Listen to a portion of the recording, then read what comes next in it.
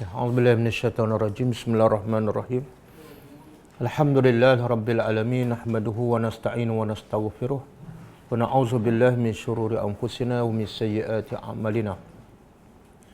May yahdihillahu fala mudilla lahu wa may yudlil fala hadiya lahu. Asyhadu an la ilaha illallah wahdahu la syarika lahu wa asyhadu anna Muhammadan abduhu wa rasuluh. Subhanaka la ilma lana illa ma 'allamtana innaka antal alimul hakim. Allahumma 'allimna ma yanfa'una wanfa'na bima 'allamtana wa zidna ilma. Allahumma ati anfusana taqwaha wa zakkiha anta khairu man zakkaha. Anta waliyuha wa maulaha. Rabbi yassir wa la tu'assir, Rabbi tammim bil khair, amma ba'du.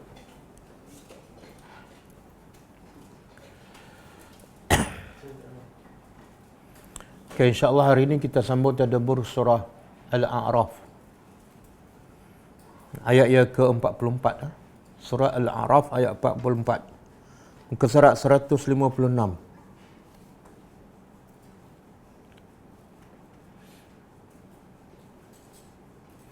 Okey, sebelum kita sambung, cuba tengok apa yang Allah sebut dalam ayat yang lepas dan apa kaitan dengan ayat hari ini. Ayat yang lepas, Allah sebut tentang balasan orang-orang yang kufur kepada Allah, mereka-mereka yang sombong. Apa balasan mereka di akhirat dan dalam neraka. Innal ladzina a'udzubillahi minasyaitonir rajim. Innal ladzina kazzabu biayatina wastakbaru anha la tufattahu lahum abwabus samai wa la yadkhuluna al-jannah hatta yalijal jamalu fi sammil khiyat wa kadzalika najzi al-mujrimin. Ayat 40. Allah kata sesungguhnya orang yang mendustakan ayat-ayat kami dan sombong, mereka tidak akan dibuka untuk mereka pintu-pintu langit, mana amalan mereka tak akan diterima. Itu di dunia, dan di akhirat besok mereka tidak akan masuk syurga sehinggalah unta berjaya masuk lubang jarum. Mana satu benda yang mustahil. Mereka akan kekal dalam neraka.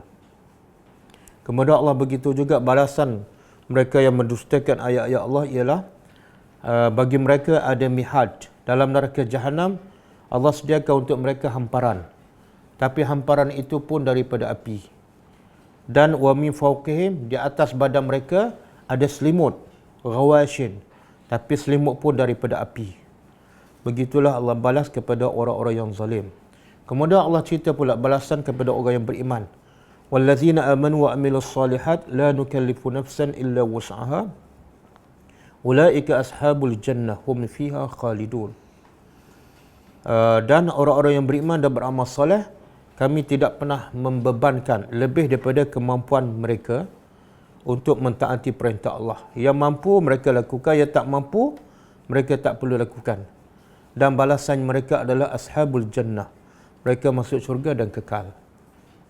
Kemudian nikmat dalam syurga juga ayat 43 Allah kata, wa naza'na ma fi sudurihim min ghillin. Kami cabut rasa dengki, rasa dendam, rasa marah dalam hati penghuni syurga. Jadi apa saja berlaku, tidak ada satu pun yang akan menyakitkan hati, yang menyedihkan ahli syurga sampai bila-bila. Sebab rasa marah, rasa dengki, rasa dendam, semua Allah dah cabut daripada hati orang yang beriman di dalam syurga. Kemudian Allah beritahu ahli syurga ni sangat-sangat bersyukur kepada nikmat Allah dan mereka berkata alhamdulillah. Segala puji bagi Allah yang telah hadana, yang telah memberi hidayat kepada kami. Jadi ahli syurga walaupun dia beriman, walaupun dia beramal soleh, dia tetap tahu hidayat itu adalah daripada Allah. Allah yang memberi hidayat kepada mereka, dan jikalau tidak kerana hidayat daripada Allah, mereka tak mungkin menjadi ahli syurga. Sebab itulah kita kena mohon hidayat kepada Allah. Dan juga kena mencari hidayat daripada Al-Quran. Kalau cari hidayat daripada manusia, mustahil kita akan dapat hidayat. Kemudian diseru kepada mereka wanudu.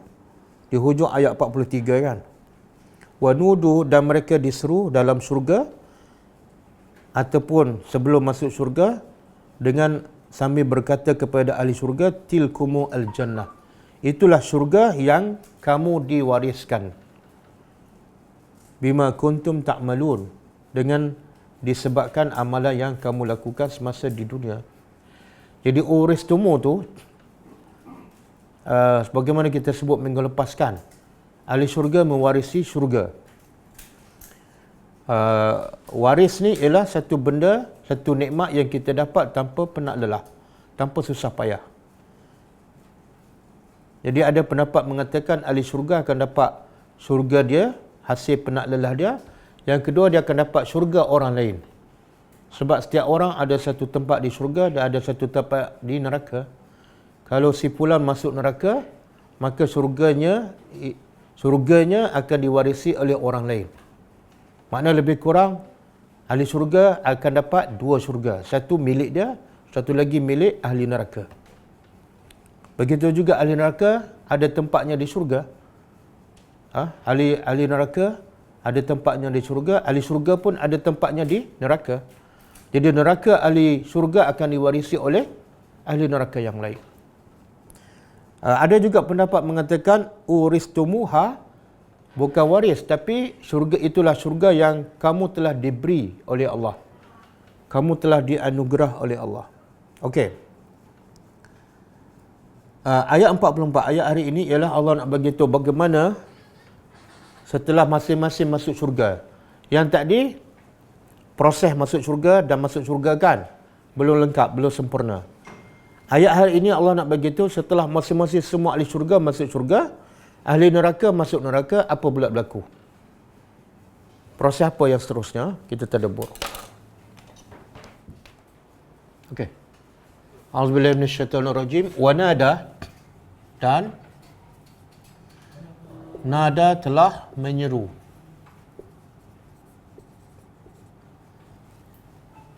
Ashabul jannah. Ashabul jannah mana penghuni syurga. Dalam Quran bila sebut ashab mana penghuni ya. Dan bila sebut penghuni makna dia kekal. Ayat ni yang masuk syurga dan kekal. Kemudian kalau ashabun nar pun sama, penghuni neraka dan kekal. Ada yang masuk neraka tapi tak kekal. Dia orang Islam lah. Orang Islam yang dosanya lebih banyak daripada amal soleh. Okey, telah menyeru penghuni syurga. Ini setelah ahli syurga masuk syurga, ahli neraka semuanya masuk neraka. Maka menyerulah penghuni syurga ashaban nar akan penghuni neraka.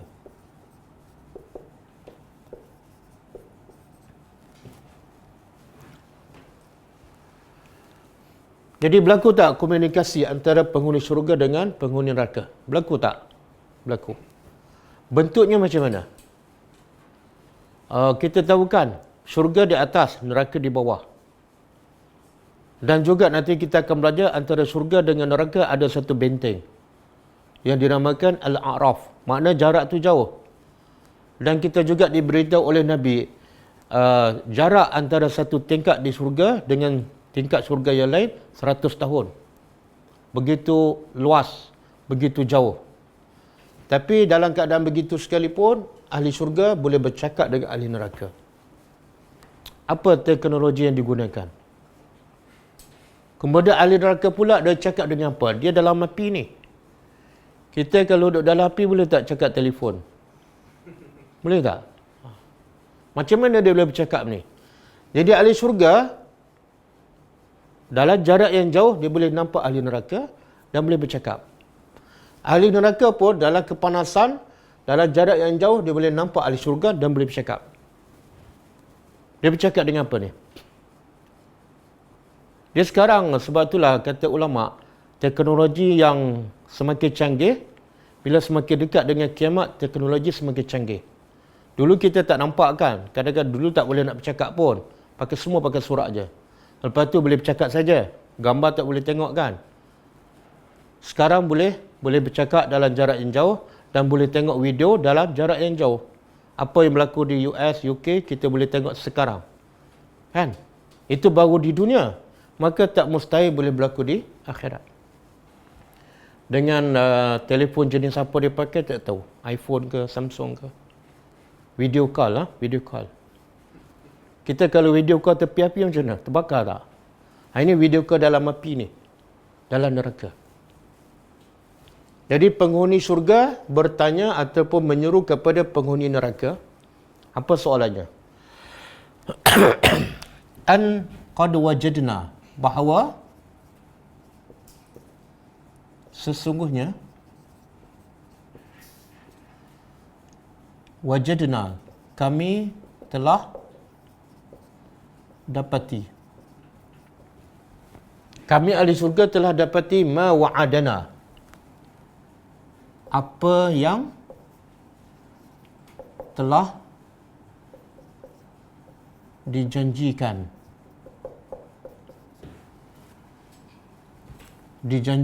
kepada kami Rabbuna, oleh Tuhan kami. Haqqa, benar. Jadi penghuni syurga beritahu pada penghuni neraka, sesungguhnya kami dah benar-benar mendapati yang Tuhan janji dulu masa kat dunia, betul-betul kami dapat. Kami dapat, kami nampak dan kami rasa. Ini dia panggil apa ni? Ilmu ada 3 peringkat. Ilmu ada 3 peringkat. Satu, ilmu yakin. Ilmu ada 3 peringkat. Ilmu al-yaqin. Yang kedua,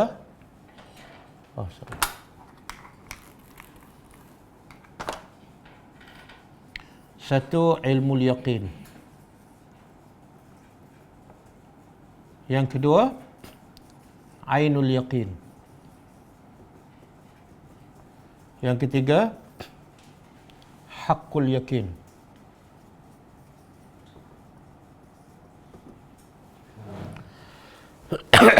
Jadi ilmu ada 3 tahap. Satu, kita tahu dengan yakin.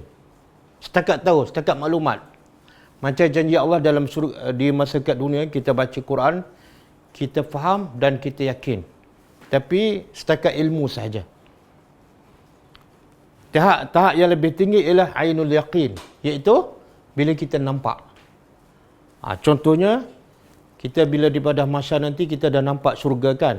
Ataupun kadang-kadang dalam kubur Allah dah tunjuk tempat kita di syurga. Itu bukan setakat tahu tapi nampak. Ain makna mata. Dan yang lagi tinggi ialah haqqul yakin. Bukan setakat tahu, bukan setakat nampak tapi rasa. Inilah haqqan. Kami betul-betul dah masuk syurga. Jadi itulah yang Allah janjikan. Bolehkah? Macam saya ceritakan, rumah saya ada buah anggur. Percaya tak? Percaya. Okey, itu dipanggil apa tu? Ilmu yaqin yang disampaikan oleh orang yang kita percayai. Kemudian besok saya bawa, nampak. Itu apa tu? Ainul yaqin. Lepas tu lusa baru saya bagi makan. Dipanggil apa tu? Haqqul yaqin. Okey? Jadi penghuni syurga berkata pada penghuni neraka, kami dah betul-betul rasa apa yang Allah janji benar-benar berlaku. Jadi soalannya apa? Fahal. Ini soalan kepada ahli neraka. Fahal, maka adakah wajadtum, kamu juga mendapati ma wa'ada rabbukum, apa yang telah dijanjikan oleh Rabbukum, Tuhan kamu. Haqqan, benar. Soalan. Jadi kamu betul-betul tak dapat rasa apa yang Allah janji pada kamu masa kat dunia. Kalau kufur, masuk neraka. Kalau masuk neraka, makanannya buah zakum. Minumannya air panas yang mendidih. Betul tak kamu rasa? Ini soalan kepada ahli neraka. Sebenarnya ahli syurga dah tahu tak ahli neraka memang betul-betul dapat janji itu? Dah tahu tak? Tahu kan? Kalau dah tahu, kenapa tanya? Kenapa tanya? Nak confirm. Apa faedah? Ahli syurga confirm dengan ahli neraka. Apa faedah? Apa dia? Nak perli. Apa faedah perli? Apa faedah? Apa faedah ahli syurga perli ahli neraka? Bagi sakit hati. Jadi faedahnya apa?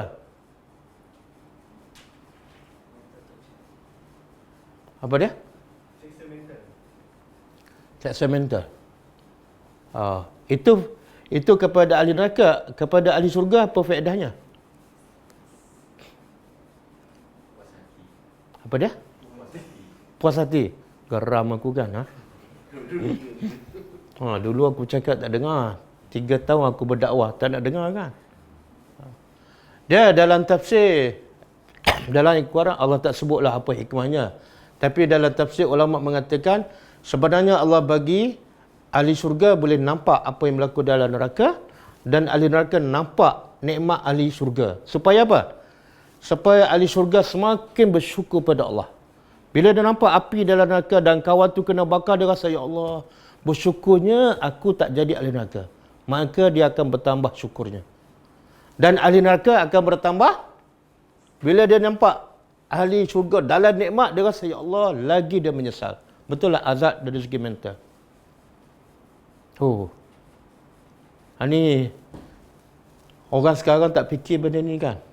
Orang fikir apa, nak makan apa kan, nak duduk rumah macam mana, nak naik pangkat macam mana, nak berjalan macam mana. Tapi yang ni lagi dahsyat ni. Tak ramai yang berfikir nasib mereka masa ni. Okey, apa jawapan? Jawapan ahli neraka. Mereka jawab tak? Mereka jawab tak? Ataupun mereka buat tak tahu je? Jawab. Qalu, mereka berkata ataupun menjawab. Naam. Simple je bahasa Arab. Soalan kalau soalan hal, jawapan dia sama ada naam. Kalau ya, naam. Kalau tidak, la. Hal anta talibun? Naam. Jadi adakah kamu dapati yang Allah janji dulu masa kat dunia? Kalau kufur, masuk neraka. Betul tak? Dia jawab, ya betul. Naam makna ya. Bila dia kata yang Allah janji itu betul, makna siapa yang zalim? Siapa yang zalim? Dia sendirilah. Sebab dia mengaku Allah dah bagi tahu, Allah dah bagi amaran, tapi dia degil juga. Sebab tu dia kata betul lah yang Allah kata dulu. Jadi yang silap ni lah kami. Okey, cuba buka surah Ar-Rum ayat 6.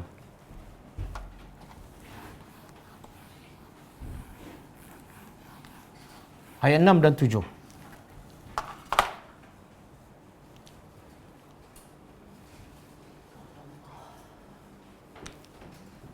Apa dia?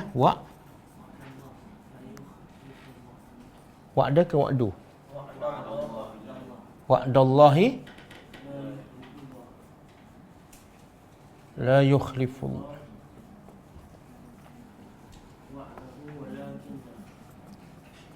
Walakinna aksaran nasi la ya'lamun. Kemudian ya'lamuna ayat 7 kan? Ya'lamuna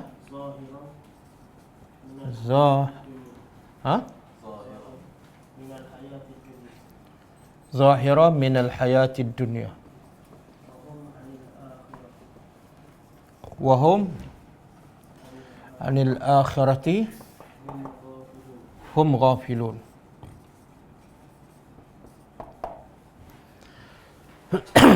Okey, cuba terjemah.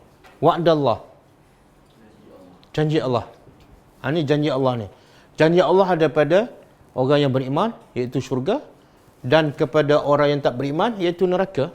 Jadi Allah kata apa? Janji Allah, la yukhlifullah. Allah tidak pernah mungkiri.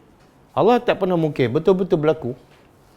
Kemudian Allah tak pernah mungkiri janjinya, tapi yang berlaku pada walakin, akan tetapi aksaran nas, kebanyakan manusia la ya'lamun. Majoriti manusia tak tahu. Apa yang manusia tak tahu ni? Apa dia? Janji Allah. Tak tahu di sini apa maksud dia? Ada orang tahu tapi tak percaya. Sebenarnya tak tahulah tu. Jadi tak tahu ni dua. Satu tak tahu langsung. Yang kedua tahu tapi tak percaya. Kan? Ramai tak orang yang contohlah orang yang tak solat. Dia tahu tak? Kalau tak solat masuk neraka. Dia tahu kan? Tapi dia tak solat juga. Dia termasuk kategori sebenarnya dia tak tahu. Tak tahu makna tak yakin. Berapa ramai yang percaya pada janji Allah dan berapa ramai yang tak percaya. Allah kata yang tak percaya aksar. Apa makna aksar? Majority. Okey. Manusia tak tahu ataupun tak yakin pada janji Allah. Habis apa manusia yang tahu? Apa yang manusia tahu? Allah bagi tahu. Ya'lamuna, mereka mengetahui zahira. Apa makna zahir? Zahir lawan dia batin. Mereka ni yang kebanyakan tak tahu janji Allah, mereka hanya tahu zahir minal hayatid dunia, daripada kehidupan dunia. Dan mereka dari akhirat, tentang akhirat mereka ghafilun, mereka lalai. Apa yang menyebabkan manusia lalai? Siapa mereka tak yakin pada janji Allah? Apa sebab? Ni. Zahir.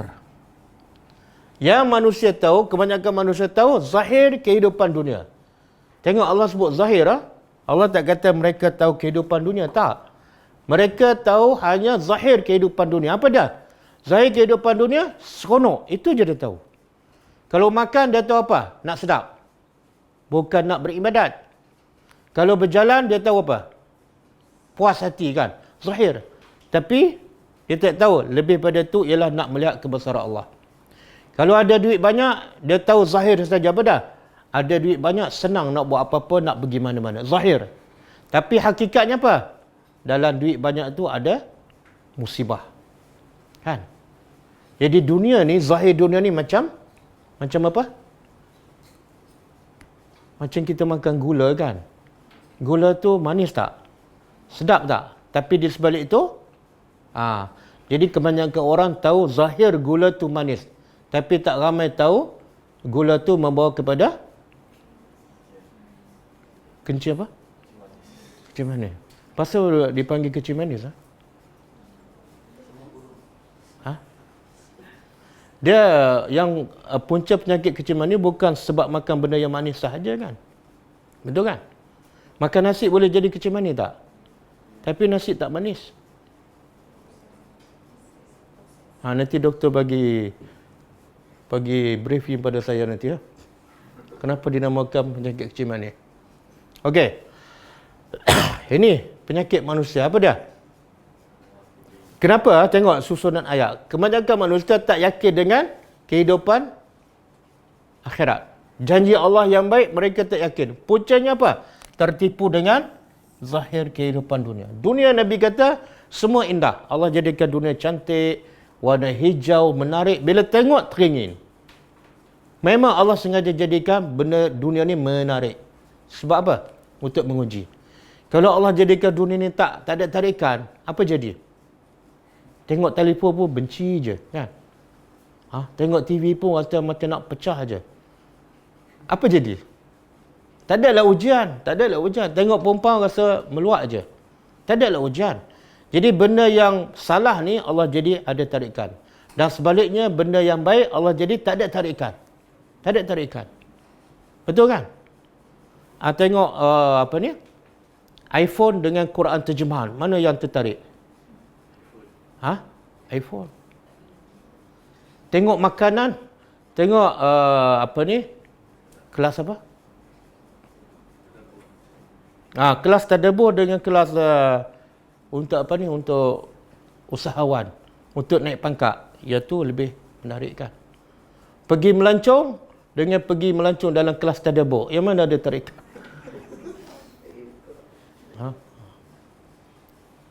Lepas tu, sebab itulah yang pergi melancong tu bayaran berapa? 10,000.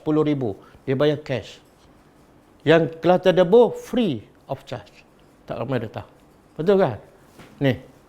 Sebab tertipu dengan zahir kehidupan dunia.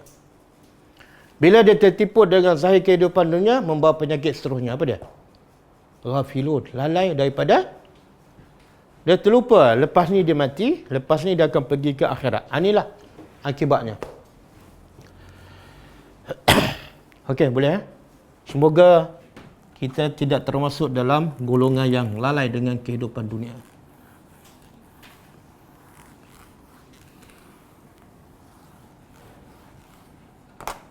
Okey. Fa'azzana, lalu bila penghuni neraka dah jawab, ya betul. Ya Allah janji azab apa semua, betul, kami dah betul-betul rasa. Lalu azzana. Apa makna azzana?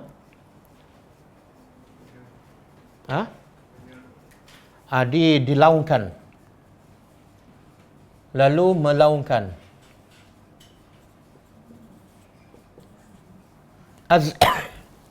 Azzana daripada uzun. Uzun apa dia? Uzunun. Dalam bahasa Arab apa dia uzunun? Telinga. Jadi sebab tu azan dipanggil azan daripada perkataan telinga. Sebab azan untuk didengar dan alat untuk mendengar ialah telinga. Jadi setelah ahli neraka mengaku kami dah rasa apa yang Allah janji benar, lalu melaungkan oleh muazzin.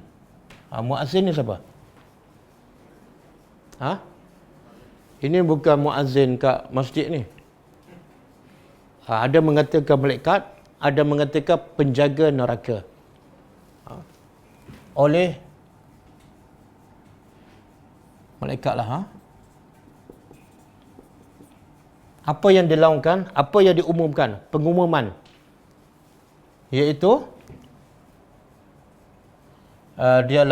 dilaungkan bainahum, di antara mereka, di antara ahli syurga dan ahli neraka. Al-la'natullah, sesungguhnya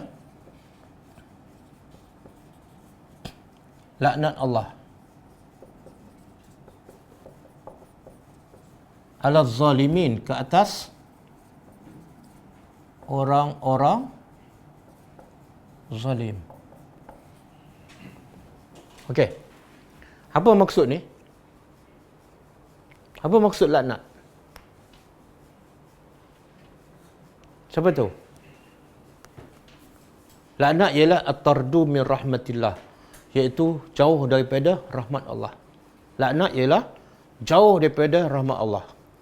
Jadi bila ahli neraka dah mengaku, ya Allah janji betul-betul mereka rasa, maka malaikat yang menjaga neraka mengumumkan bahawa mulai saat ini sesungguhnya laknat Allah, iaitu mereka ini akan jauh daripada rahmat Allah. Tak mungkin mereka akan dapat rahmat Allah. Sebab apa? Rahmat Allah semakin jauh. Dan Allah sebut ala zalimin, ke atas orang yang zalim. Dia dalam bahasa Arab sepatutnya bila dia sebut ahli neraka, lepas tu apa dah? Sepatutnya alaihim. Alaihim. Laknat Allah lah ke atas mereka kan? Sebab dah disebut ni, ashabu an-nar. Tapi Allah tak kata ke atas mereka, laknat ke atas mereka. Allah kata laknat ke atas orang yang zalim. Ada maksud tu. Ada maksud. Apa maksud dia?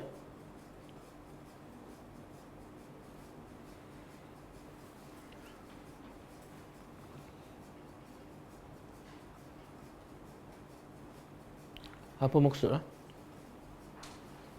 Kalau saya kata Ali, Zaid, Abu Bakar pergi ke pasar, kan? Kemudian lepas tu bila saya nak sebut mereka, saya sebut nama lagi ke ataupun sebut ganti nama? Kan? Mereka menaiki kereta. Lepas tu mereka bawa kereta laju kan. Saya kata padam muka ke atas mereka ataupun padam muka ke atas mereka yang zalim. Kalau saya kata padam muka ke atas mereka yang zalim, makna ada saya nak bagi tahu sesuatu. Makna padam muka ni memang sangat sesuai kepada siapa? Orang yang zalim. Jadi Allah nak beritahu kenapa laknat Allah pada mereka ni? Sebab mereka zalim. Kalau Allah kata laknat Allah ke atas mereka, mereka ni kesamaran. Siapa mereka ni? Kenapa Allah laknat? Satu. Yang kedua, kalau ke atas mereka, kita akan rasa apa? Laknat ni hanya khas kepada mereka ni. Kita tak mungkin. Boleh faham? Tapi kalau sebut laknat Allah ke atas orang zalim, pertama, Allah nak beritahu semua yang zalim akan jadi nasib sama. Semua yang zalim akan menghadapi nasib yang sama. Walaupun mungkin dia Islam. Apa kezaliman? Apa maksud kezaliman? Kita nak tahu tu. Adakah semua orang zalim dilaknat dan masuk neraka? Kezaliman yang paling besar apa dia? Syirik pada Allah. Jadi maksud zalim di situ ialah orang-orang yang mensyirikkan Allah. Jadi bila Allah beritahu laknat Allah kepada orang yang zalim, satu, Allah nak beritahu Allah tak pernah zalim. Allah tak pernah tidak adil. Kalau Allah laknat, mesti ada sebab. Sebab apa? Sebab mereka syirik. Satu. Yang kedua, Allah nak beritahu hukum laknat ni bukan kepada mereka ni saja. Bukan refer kepada ashabun nar yang ni saja. Tak. Siapa saja yang ada sifat itu, mereka akan dilaknat. Jadi kita kemungkinan tak termasuk dalam mereka yang dilaknat oleh Allah? Kemungkinan tak? Ya. Kalau kita ada unsur syirik pada Allah, mungkin. Dan yang keempat, Allah nak beritahu kalau kamu nak jauhkan daripada laknat, jangan apa? Jangan buat zalim pada orang. Jangan syirik kepada Allah.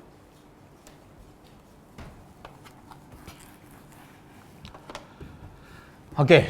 Kemudian Allah beritahu antara ciri-ciri kezaliman. Ciri-ciri kezaliman yang menyebabkan mereka dilaknat oleh Allah dan masuk neraka. Iaitu allazina, orang-orang yang yasudduna, mereka yasuddu apa dia? Mereka menghalang.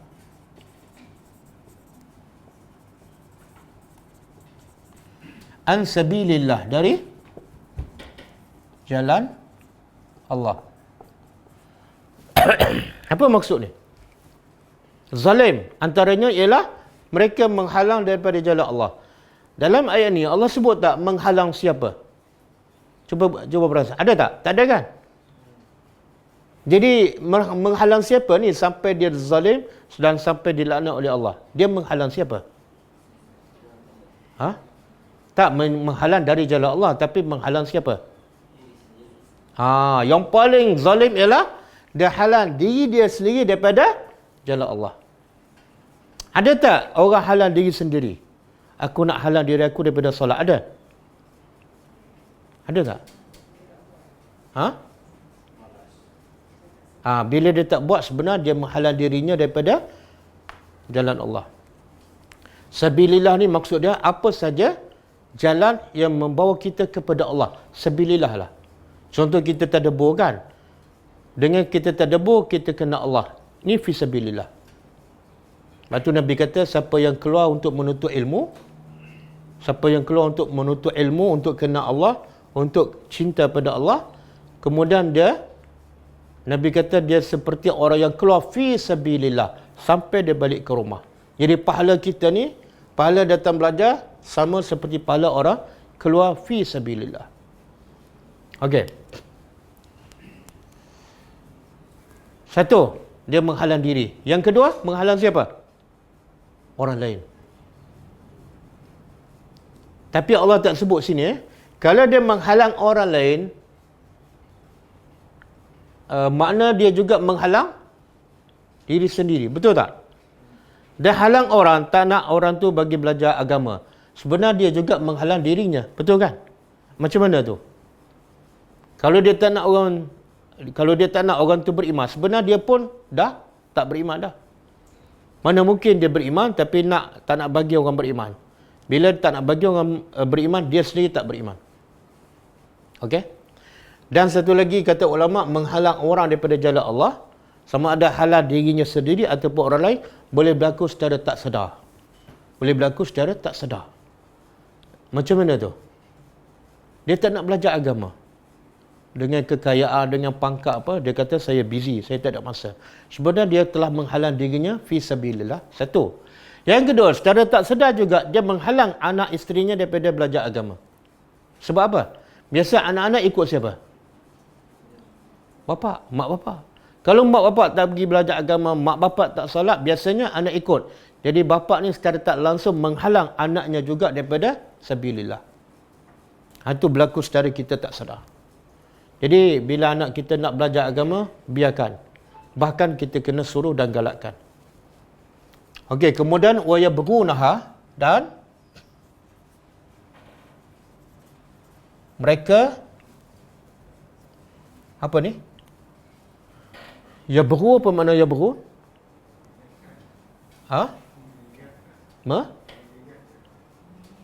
Menginginkan. Menginginkan. Mereka menginginkan. Hanya ni apa ni? Ha ni. Wajah apa pada? Bengkok kan? Ada tak dalam surah yang kita biasa baca perkataan wajah? Surah apa? Kafir kan? Cuba baca ayat tu.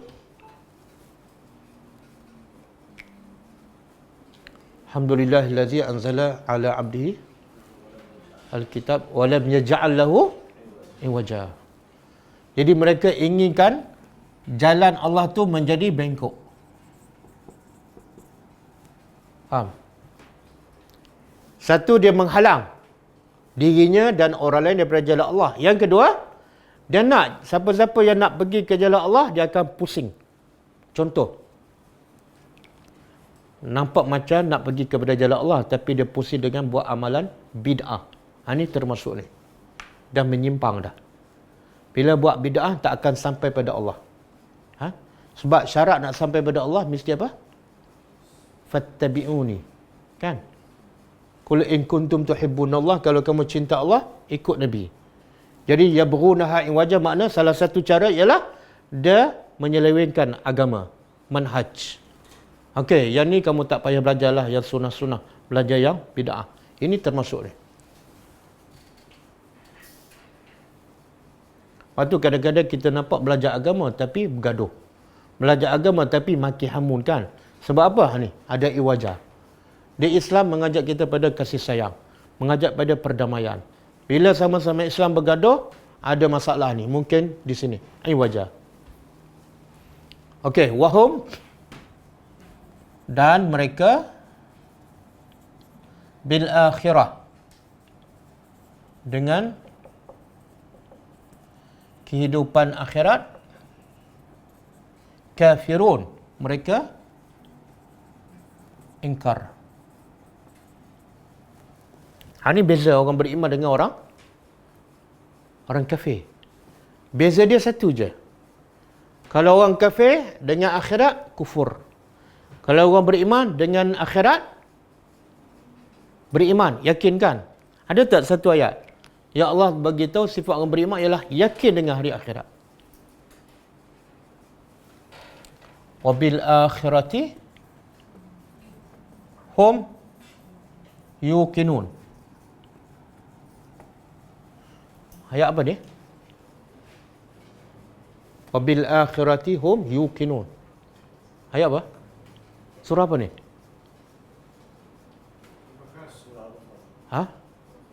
Surah Baqarah kan? Hafal tak surah Baqarah? Tak hafal? Dia page pertama? Hafal? Ada tak ayat ni? Alif Lam Mim zalikal kitabu la raiba fihi hudal lil muttaqin allazina yu'minuna bil ghaib wa yuqimuna shalah wa yu'tuna zakah. Kemudian wallazina yu'minuna bima unzila ilaika wa ma unzila min qablihim.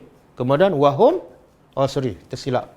Wahum bil akhirati, apa dia? Wahum bil akhirati. Ha? Apa dia? Betul kan? Ha. Oh, tak ada hum. Oh, dah betul tak ada? Wabil akhirati hum yuqinun. Yani wahum bil akhirati kafirun. Ini orang kafir. Orang beriman, wahum wabil akhirati hum yuqinu, yakin. Kenapa Allah sebut ni? Beriman dengan akhirat ataupun kufur. Kenapa Allah sebut? Ciri orang kafir, kufur kepada akhirat. Ciri orang beriman, yakin pada hari akhirat. Kenapa?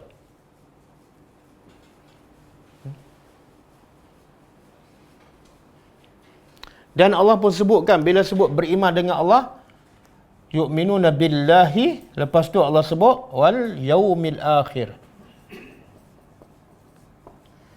Biasanya Allah sebut dua, beriman dengan Allah, yang kedua beriman dengan hari akhirat. Rukun iman yang kita belajar ada berapa? 6. Tapi biasa Allah sebut dua je dalam Quran. Beriman dengan Allah dan beriman dengan hari akhirat. Jadi daripada 6 tu Allah sebut dua. Kenapa dua ni? Sebab asas untuk kita beribadat pada Allah ialah beriman kepada Allah. Kalau tak kena Allah, macam mana kita nak sembah dia kan? Jadi asas untuk beribadat mesti kena Allah. Okey. Kadang-kadang dah kena Allah tapi malas. Sebab apa malas? Sebab tak yakin pada hari akhirat. Sebab itulah orang beriman, Nabi dan para sahabat cukup berlomba untuk buat amalan soleh. Kenapa? Sebab mereka yakin itulah bekalan mereka untuk menghadap Allah. Jadi ini asas yang paling kuat kepada orang beriman. Satu, beriman kepada Allah. Untuk beramal soleh, asasnya beriman kepada Allah. Dan beriman dengan hari akhirat sebagai pendorong. Kalau rasa malas je, ingat hari akhirat. Kalau rasa nak buat dosa je, ingat pada hari akhirat. Jadi takut pada hari akhirat adalah salah satu rukun asas kepada orang beriman.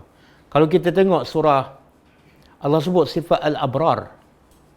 Sifat al-abrar. Dalam surah Al-Insan kan. Apa dia Allah kata?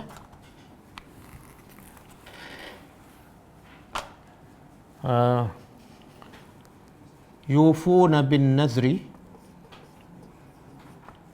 Yufuna bin nazri. Kemudian wa yakhafuna yauman. Surah Al-Insan. Yauman kana syarruhu mustatira. Okey. Kemudian wa yut'imuna at-ta'am.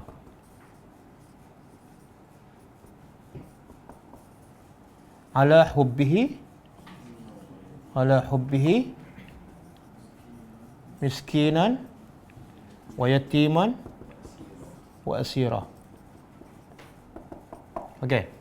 Cuba tengok Allah sebut ciri-ciri al-abrar yang layak dapat masuk syurga Allah. Pertama, yufuna bin nazri. Mereka yufu ni menunaikan nazar. Nazar ni kata ulama benda yang asalnya sunat. Kan? Bila kita bernazar, yang sunat tu menjadi betul kan? Jadi sifat al-abrar, dia suka buat benda yang sunat seolah benda sunat tu macam wajib. Allah tak sebut dia buat benda yang wajib. Sebab yang wajib tu dah kira lama dah.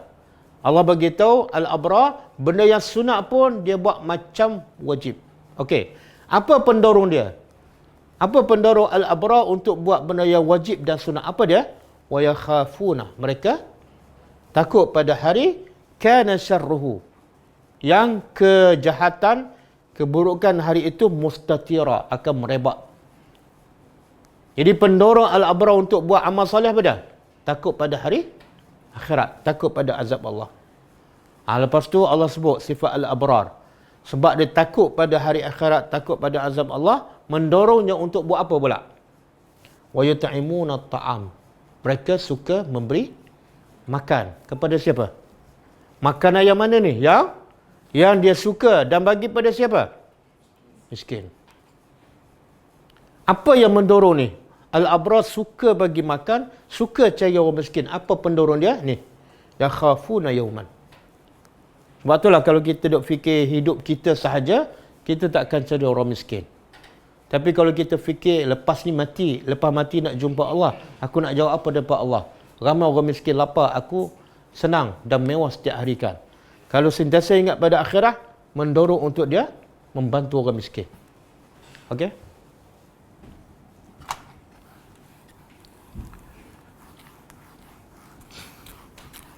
Kemudian Allah kata, wa bainahuma. Wa bainahuma dan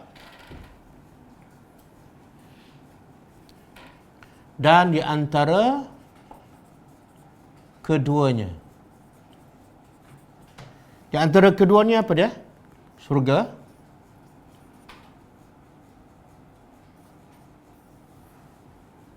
Neraka. Di antara keduanya ada apa? Ada hijab. Hijab ni adalah benteng. Benteng. Macam tu. Jarak dia wallahu alam berapa jauh. Tapi ahli syurga boleh nampak ahli neraka boleh nampak ahli syurga.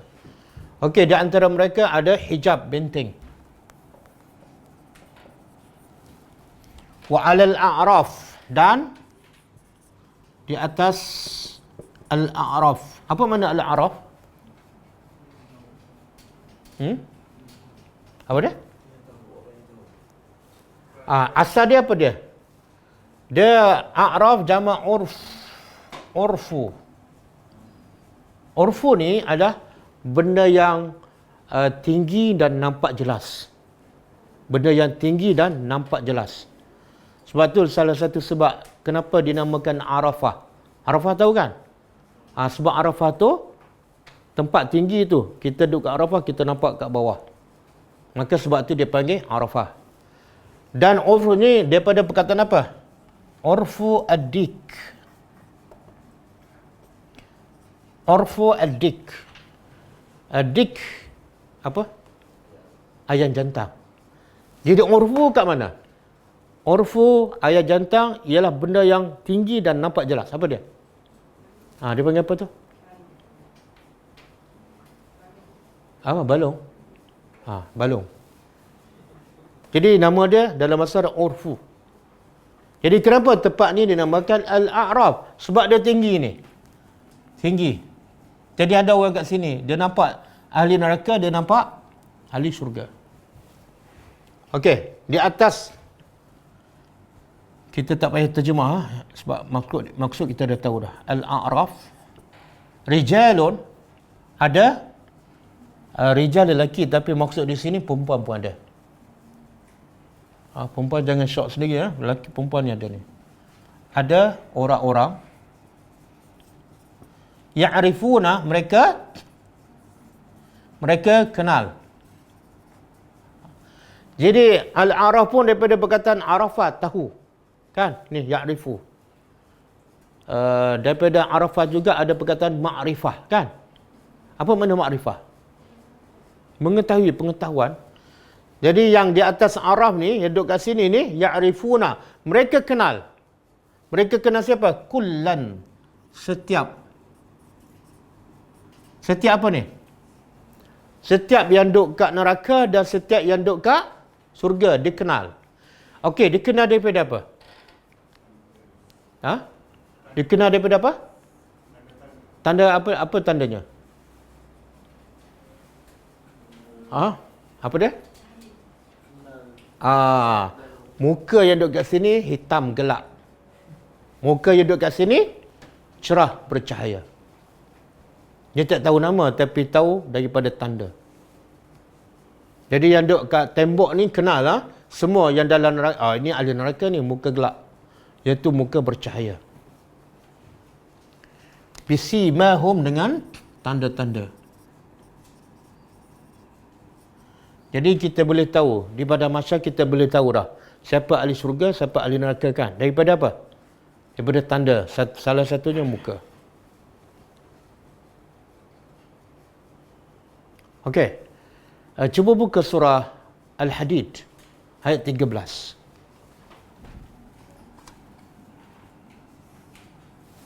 Surah Al-Hadid ayat 13.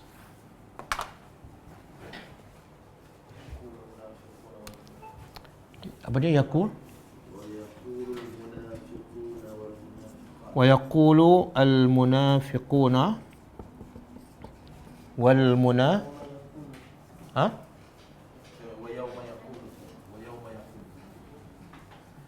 wa yawma yaqulu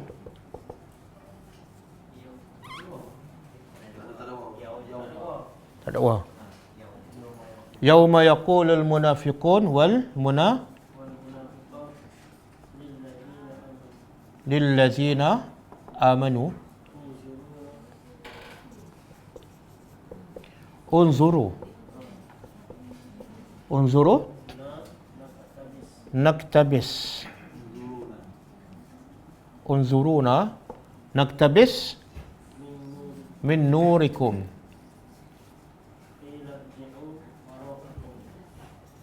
kila irji'u wara'akum faltamisu nura faduriba bainahum bisurin lahu babun batinuhu fihi ar-rahmah wa zahiruhu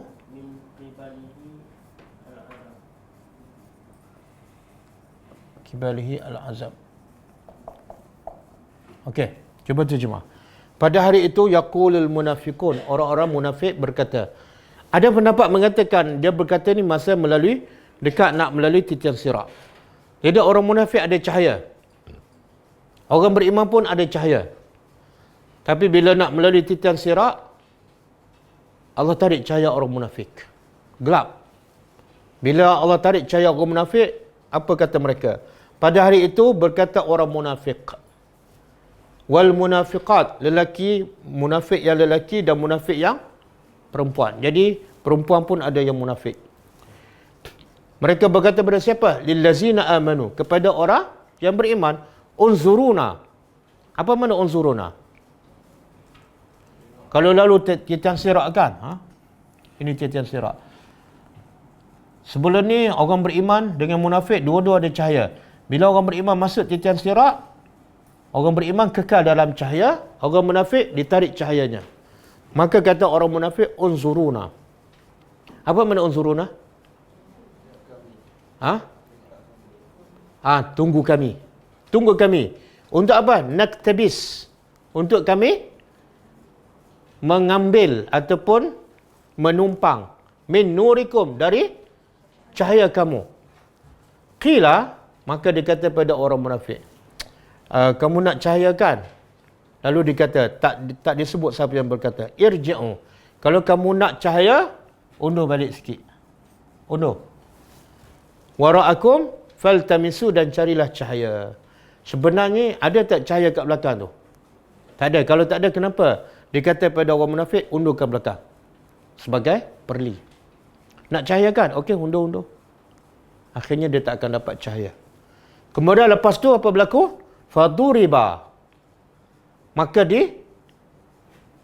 duriba makna diletakkan, bainahum, antara orang beriman dengan orang munafik, sur. Sur ni tembok. Jadi ada ahli tafsir mengatakan sur ni ialah hijab dalam ayat ni. Benda yang sama. Sur di sini sama dengan hijab dalam surah yang kita belajar. Diletak tembok. Dan tembok tu ada pintu. Bahagian dalamnya, bahagian dalam ni. Tembok ni. Ada tembok. Ini orang munafik ni. Dia ni orang mukmin. Diletakkan tembok, bahagian dalam ni ada apa? Fihi ar-rahmah. Ada pintu dan dalam tu ada rahmat. penuh dengan nikmat. Kemudian wazahiruhu, di bahagian belakang ni zahirnya ialah ada azab. Jadi bukan setakat hilang cahaya daripada orang munafik, tapi di situ dah ada azab. Boleh? Yang atas tembok ni, dia ada cahaya tak? Ada cahaya tak? Dalam tafsir mengatakan Al-A'raf, orang yang duduk di atas A'raf masih ada cahaya. Buktinya ayat seterusnya. Sebab tu dia rasa insya-Allah dia akan masuk syurga juga. Sebab cahaya masih ada bersama mereka. Kalau tak ada cahaya, itu alamat dia akan masuk neraka. Seperti orang munafik. Cuba buka lagi surah At-Tahrim. Ayat ke-6 ke? Surah At-Tahrim.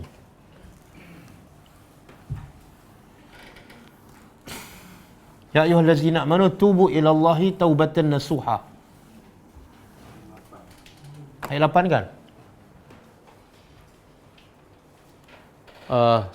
Tubu ilallahi taubatan nasuha, kemudian asa rabbukum an yukaffira ankum sayyi'atikum wa yudkhilakum jannatin tajri.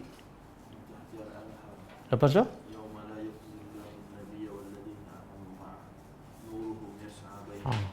nuruhum yas'a baina aydihim wa bi aymanihim. Kemudian yaqulu Rabbana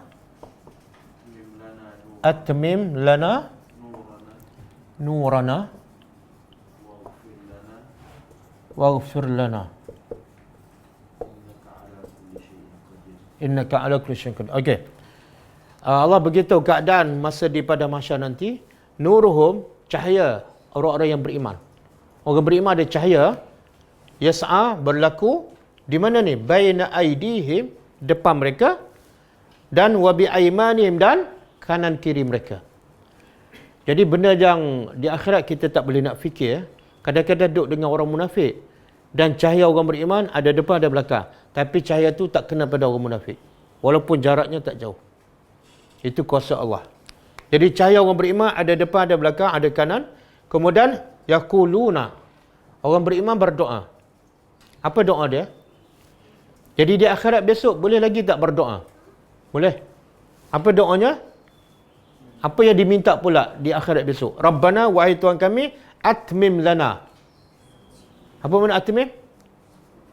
Sempurnakan bagi kami cahaya kami. Kenapa orang beriman minta sempurna? Kenapa? Sebab orang munafik Allah dah tarik. Jadi orang beriman risau, ya Allah, sempurnakan cahaya kami sampai ke syurga. Jangan jadi macam orang munafik, separuh cahaya je. Waghfir lana, dan ampunkan dosa kami. Okey. Okey, sekarang siapa ni yang duduk kat tembok Al-A'raf ni? Siapa? Ini neraka. Ada beberapa pendapat. Pendapat pertama ialah orang yang timbangan amal soleh dengan amal yang tak baik sama. 50-50. Allah tahan dia kat sini. Bahkan ada hadis, siapa yang timbangan amal soleh dia lebih satu je masuk syurga. Lebih satu je masuk syurga. Berdasarkan ayat surah Al-A'raf juga. Surah Al-A'raf yang kita belajar ayat 9 dan 10. Faman sakulat mawazinuhu faulaika humul muflihun.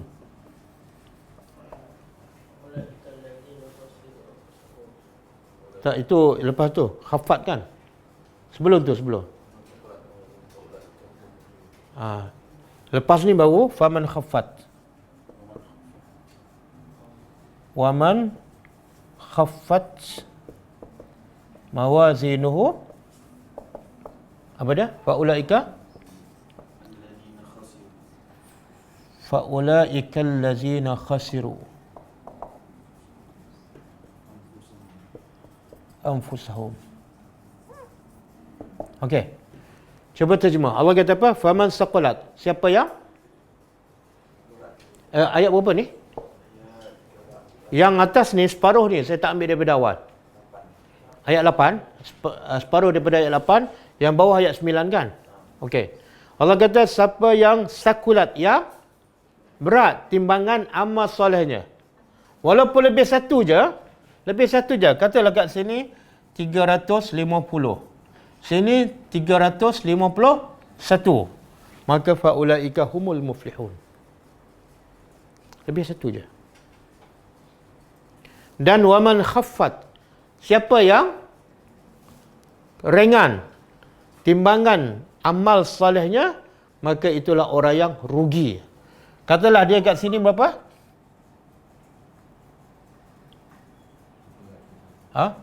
Sini 352. Masuk neraka. Boleh? Sebab tu Nabi kata apa? Nabi pesan, wala tahqiranna minal ma'rufi syai'a. Jangan kamu pandang remeh kepada benda yang makruf. Sedikit pun jangan pandang remeh. Sebab apa? Satu pun menyebabkan kamu boleh masuk syurga ataupun masuk neraka. Jangan. Nabi kata apa? Walau antalqa akhaka biwajhin taliq. Walaupun kamu jumpa saudara engkau dengan muka yang senyum, jangan pandang remeh perbuatan senyum tu. Kalau kita jumpa 10 orang setiap hari, kita senyum 10 kali, berapa kan? 10 tahun pula. Aku senyum bukan boleh apa pun, jangan. Dan Nabi kata, ittaqun nar walau bisyaqi tamrah. Takutlah api neraka ni, walaupun dengan sepotong kurma. Kurma tu bagi dua, kita sedekah pada orang. Kadang-kadang dengan separuh kurma yang kita sedekah, penyelamat kita di syurga nanti. Bolehkah? Dan ada tak zikir yang Nabi kata, zikir itu ringan di lidah, tapi sangat memberatkan timbangan kita. Kan? Apa dia? Subhanallah wa bihamdihi, Subhanallahil azim. Subhanallah wa bihamdihi,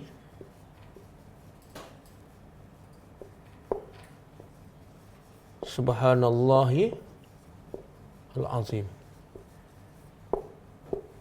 Hadis sahih. Ringan je. Tapi Nabi kata apa?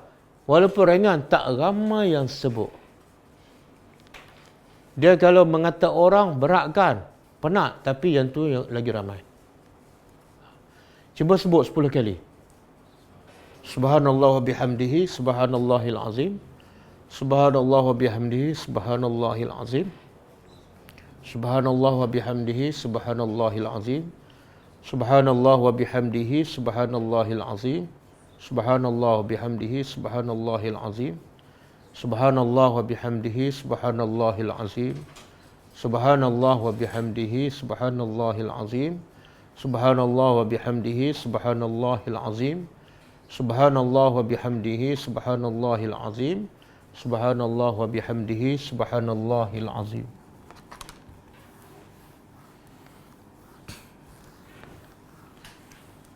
Sifat orang mukmin yang paling hebat ialah hati dia sentiasa bersyukur kepada Allah dan lidah dia sentiasa berzikir kepada Allah.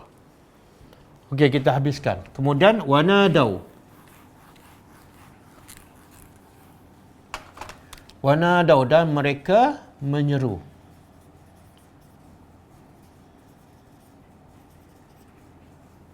Ashabal jannah, penghuni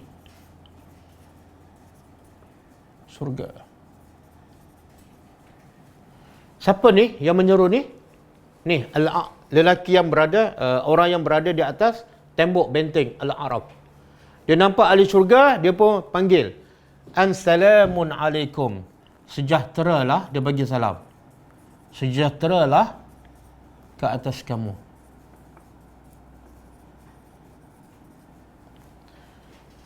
Walaupun kita tak boleh nak bayangkan antara tembok dengan syurga tu jauh ke dekat.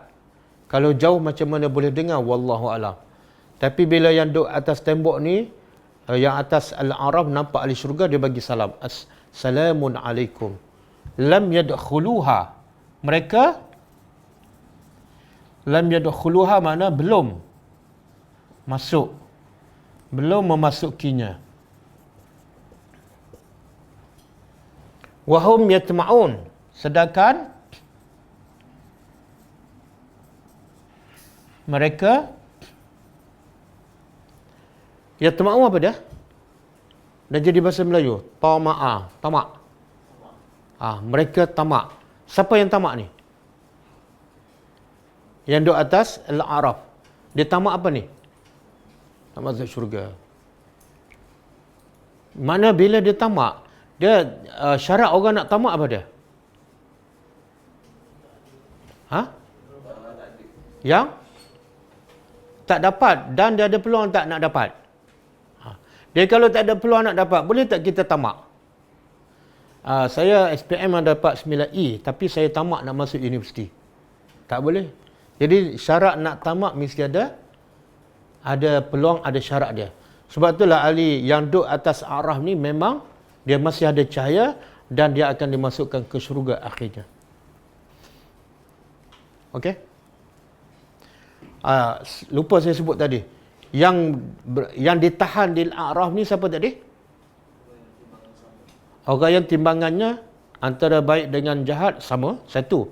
Pendapat kedua, orang-orang yang berperang pada jalan Allah tapi tak minta izin mak bapak dia. Ini pendapatnya.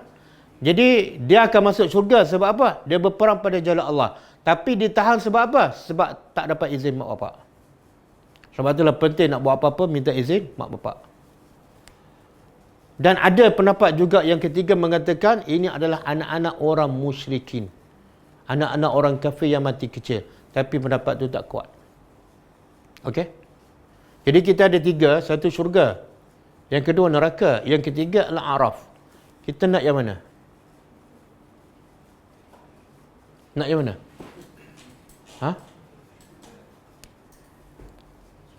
Kalau Al-A'raf pun akhirnya masuk syurga juga. Soalan dia, kenapa Allah tahan?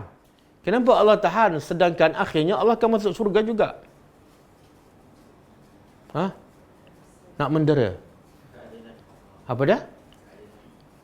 Keadilan Allah. Ya, apa faedah? Akhirnya masuk syurga juga. Sebagai balasan kepada perbuatan dia. Kadang-kadang perbuatan dia pandai remeh pada kebaikan. Sampai tak cukup untuk dia masuk syurga. Okey, Allah tahan dulu. Dan sebenarnya benda ni dah berlaku ke belum? Dah berlaku ke belum? Belum. Kenapa Allah rakamkan? Supaya Allah kata, Allah nak bagi peringatan. Kamu jangan jadi macam ni, Al-A'raf. Macam mana nak elakkan? Jangan buang masa. Walaupun amalan kecil, buatlah. Jangan buang masa. Okey, cukup lain. Itu fahaman yang salah lah, Mu'tazilah. Lain tu. Ada satu lagi tempat, tapi bukan Al-A'raf, dia panggil Qantarah. Kalau lepas titian sirat, sepatut dah berjaya masuk syurga lah, tapi Allah tahan lagi satu tempat nama dia Qantarah. Dan Allah bagi tahu pada siapa-siapa yang ada hak pada si fulan, tuntutlah. Supaya apa? Supaya orang tu sebelum masuk syurga betul-betul bersih. Okey, ada soalan?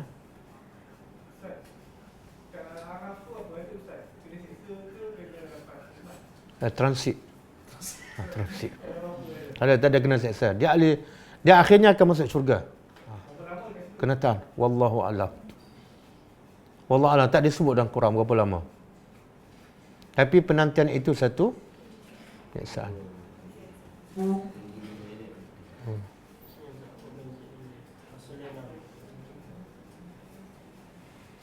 Tak, Illiyin. Apa beza Illiyin dengan Al-A'raf? Illiyin Allah sebut dalam Quran kan. Satu Illiyin, satu Sijin kan. Illiyin ialah bila manusia mati, kalau orang tu beriman, roh dia diangkat ke langit dan dicantikkan di satu tempat namanya Illiyin. Kalau orang tu mati dan dia tak beriman, roh dia naik ke langit dan dicantik di tempat nama dia Sijin. Jadi itu kat dunia tu. Adapun Al-A'raf di akhirat. Wallahu a'lam.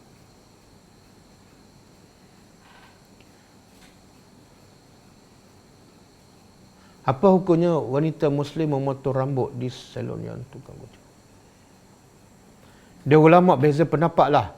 Wanita Muslim potong rambut di kedai gunting perempuan yang non-Muslim. Ada mengatakan tak boleh. Aurat wanita Muslim dengan kepada wanita non-Muslim sama dengan aurat wanita Muslim dengan lelaki yang ajnabi. Kena tutup semua kecuali muka dan tangan. Itu satu pendapat. Tapi pendapat yang kedua, aurat wanita muslimah dengan wanita non-muslim sama dengan aurat wanita muslimah dengan sesama wanita muslimah. Jadi kalau ambil pendapat kedua, boleh je gunting rambut di kedai yang non-muslim.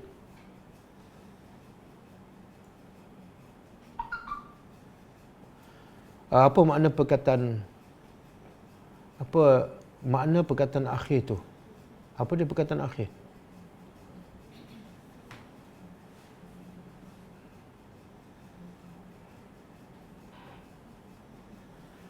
Tak, titian sirat semua sekali. Titian sirat semua sekali. Ini yang cerita pasal cahaya lah. Orang Yahudi, orang Nasrani, orang kafir langsung tak ada cahaya. Orang munafik, orang beriman ada cahaya. Tapi akhirnya cahaya orang munafik ditarik. Sebab apa? Sebab pada zahirnya dia asalnya orang Islam. Jadi yang melalui titian sirat tu semua sekali. Bukan orang beriman dan munafik saja.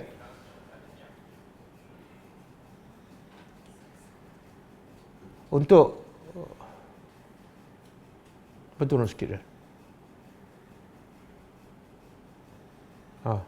Tak ada.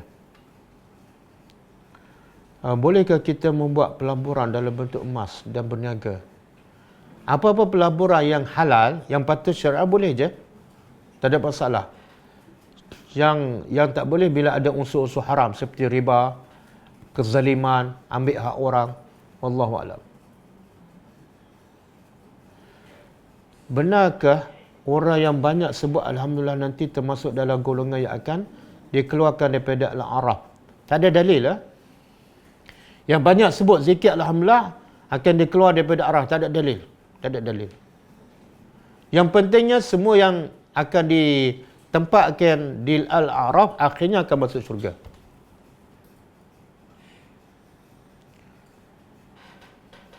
Apakah surah bacaan yang pendek yang dibaca oleh Nabi dalam sunat witir? Nabi baca kalau 3 rakaat. Rakaat pertama, Sabbih isma rabbikal a'la. Rakaat yang kedua, Al-Kafirun.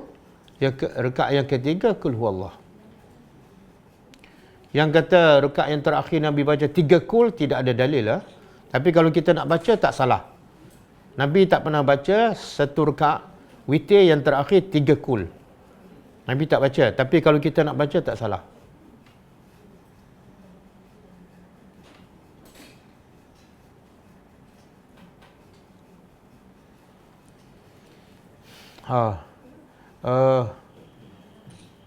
Bagaimana keadaan orang yang berada di Al-A'raf?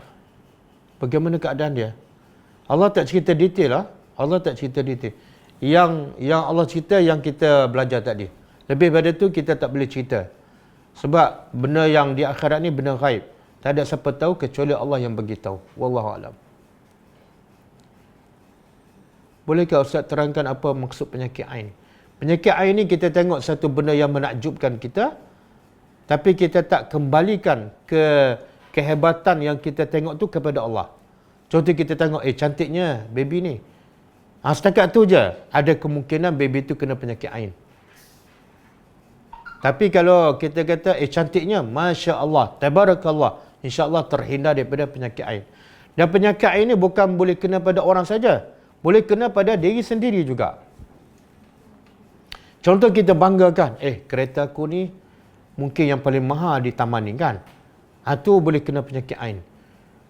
Contoh berlaku dalam, yang Allah sebut dalam Quran, dalam surah Al-Kahfi, yang ada 2 kebun. Kan? Dia ni kena penyakit ain. Bila dia tengok kebun dia rasa kagum. Dia tak kata Masya Allah. Maka Allah bakar kebunnya. Jadi penyakit ain boleh berlaku pada orang, boleh berlaku pada diri sendiri.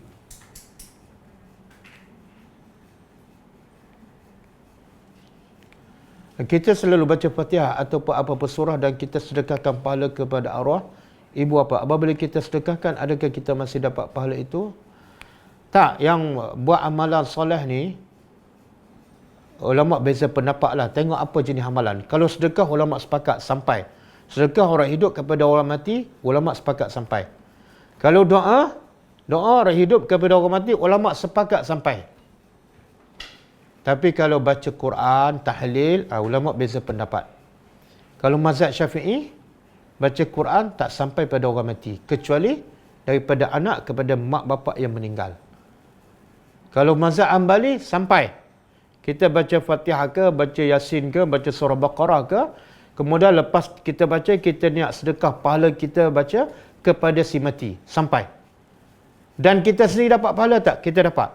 Kita dapat pahala kita membaca, dan sedekah yang kita bagi pun, orang yang meninggal pun akan dapat. Itu pendapat dalam mazhab Hanbali. Kalau mazhab Syafi'i, tak sampai. Bacalah Fatihah 50 kali, kemudian kita sedekah pada jiran kita yang meninggal. Mazhab Syafi'i tak sampai.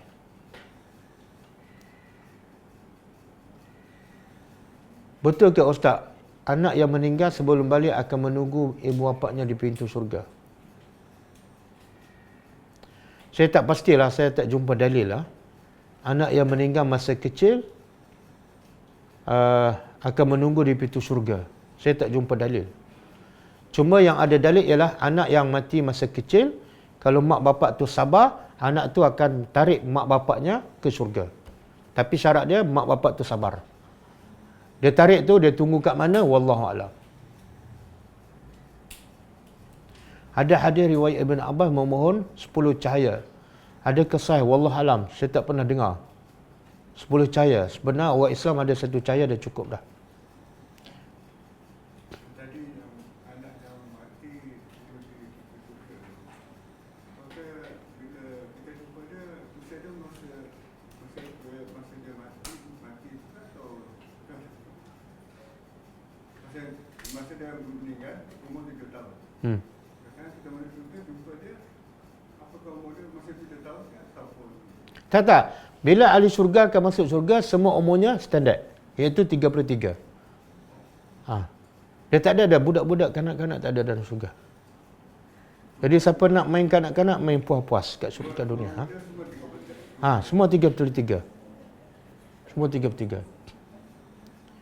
33 dia tak akan bertambah, walaupun 1 juta tahun. Lepas 1 juta tahun, umurnya tetap 33.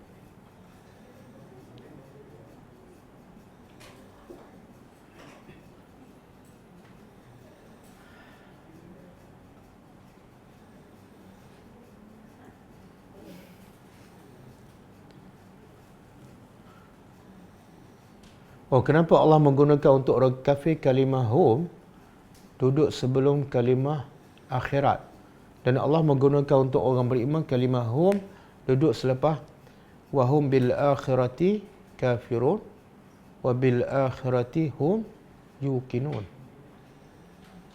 Itu dari segi bahasa.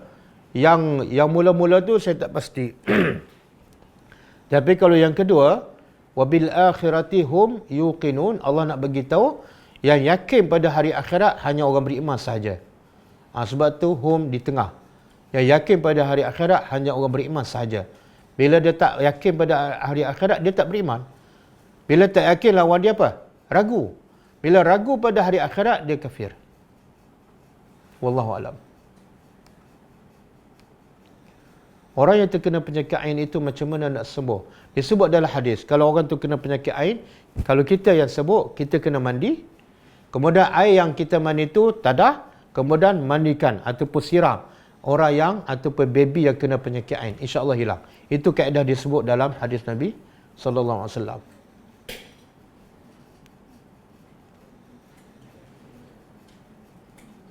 Ustaz, bagaimana hukum wanita safar tanpa mahram tetapi telah mendapat keizinan suami dan tujuan safarnya balik kampung untuk mencari orang tua, dan keadaan yang bagaimana dikatakan berlakunya ikhtilat?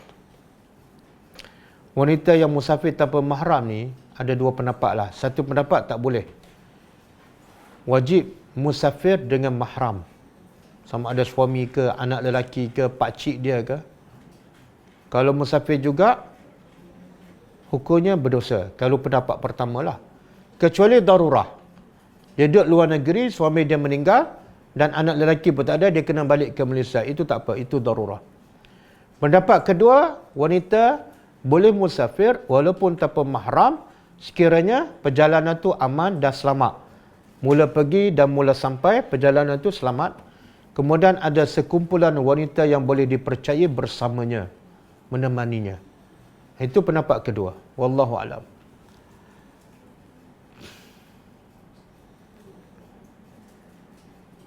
Dah.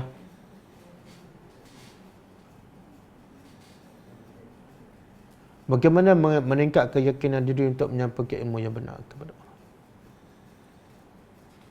Dan sebenarnya keyakinan ni datang daripada Allah. Bagaimana kita nak yakin supaya kita dapat kekuatan untuk sampaikan ilmu pada orang? Keyakinan datang daripada Allah. Selagi kita tak yakin pada Allah, kita tak mungkin dapat keyakinan. Dan selagi kita tak kenal Allah betul-betul. Allah Maha Kuat, Allah Maha Perkasa, kita tak akan yakinlah. Jadi macam mana nak tingkat keyakinan ialah kenallah Allah satu persatu. Bila kita dah yakin Allah tu Maha Kuat, Allah tu Maha Perkasa, Allah tu Maha Penyayang, kita tak akan tergugat dengan apa saja ancaman. Sebab Allah Maha Hebat. Ya. Jadi pokoknya setakat mana kita kenal Allah, setakat itulah keyakinan kita. Orang yang macam mana Allah akan memberi hidayat? Allah akan bagi hidayat kepada semua. Sebab tu Allah kata Quran ni hudan linnas, petunjuk untuk semua manusia. Semua orang layak mendapat hidayat. Lelaki, perempuan, orang miskin, orang kaya, pemimpin, rakyat biasa, semua layak. Tapi syaratnya apa? Allah sebut dalam surah Al-Ankabut, wallazina jahadu fina lanahdiyannahum subulana. Orang yang betul-betul bersungguh-sungguh mencari hidayat, Allah janji kami pasti akan memberi hidayat kepadanya. Jadi syarat nak dapat hidayat terserah pada kita. Setakat mana kita ikhlas, setakat mana kita bersungguh-sungguh, setakat itulah kita akan dapat hidayat. Dan Allah sebut dalam surah Al-Kahfi, "Faman syaa'a falyu'min." Siapa nak beriman, silakan, usahlah, dia akan dapat iman. "Waman syaa'a falyakfur." Siapa nak kufur, silakan. Dunia adalah pilihan. Wallahu a'lam.